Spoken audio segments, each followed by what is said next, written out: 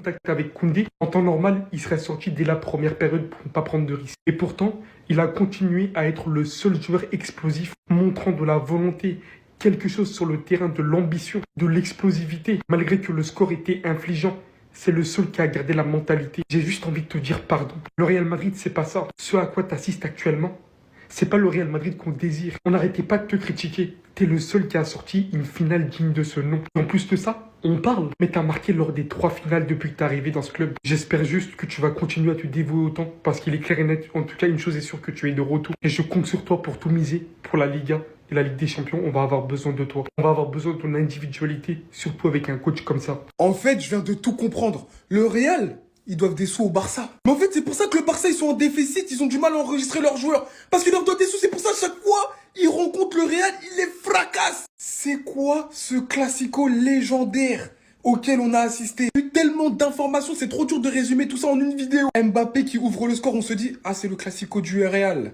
C'est bon. En plus, le Barça a raté des occasions. Voilà, c'est la punition from le Real. Non, non, non, non. L'élu du football, c'est comme ça qu'il faut l'appeler. Il en a décidé autrement. Il prend le ballon un peu plus loin que le rond central. Il arrive devant Tchouaméni, Ferland Mendy. Il se met sur son bon pied. Passe au filet.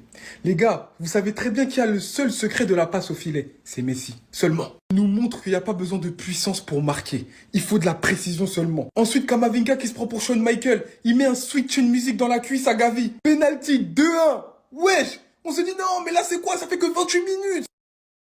5 secondes et se rappeler que ce monsieur Koundé est un défenseur central de métier. Et il nous a mis un centre comme les plus grands latéraux. Voilà. Les plus grands latéraux de l'histoire. Cafu, tout. Ce centre n'a rien à envier. C'est un centre transversal pour Rafinha. Rafinha qui continue à flamber. Les gars, c'était une dinguerie ce match. Rafinha qui éteint Tchouaméni.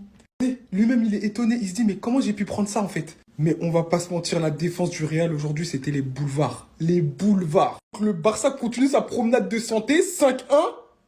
Carton rouge, Mbappé. Coup franc. Nous, on voit un coup franc. Rodrigo, il voit un penalty.